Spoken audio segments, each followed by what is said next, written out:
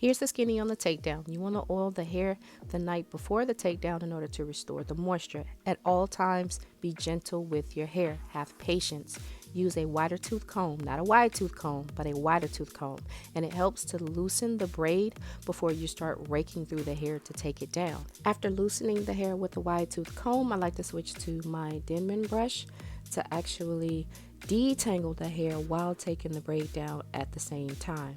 The teeth of the Denman brush are gentler on the hair and they don't have the balls on them like the paddle brush. So I use it to detangle the hair as well as take the braid down. Another thing to be mindful of is in the nape area tends to gather a lot of debris that can clump up on the hair. You want to loosen that from the hair so that it slides down. Do not pull at this area. Use the teeth of the Denman brush to gently loosen up the gunk in the nape area so that it can gently slide down the hair for removal. The Denman brush or the 7-row brush is my favorite utensil because it is gentle on the hair. You can use the brush to detangle the hair, you can use it to take down braids, you can use it for the blow dry, and you can use it for the style. The bristles also stimulates the scalp. This is 2 months worth of shedded hair.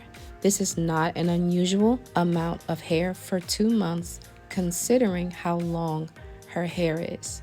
If you see this much hair after 2 months when you take down your hair, don't be particularly alarmed because the hair sheds 35 to 100 hairs per day.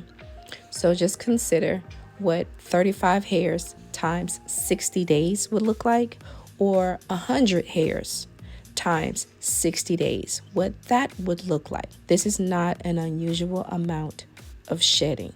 Unfortunately, I did not record the shampoo because I just had too much going on. But what I can say is during the detangling process, I didn't get any hair in the comb. And after shampooing her hair, I didn't get but maybe a few strands, like a very, very tiny ball of hair in the bowl.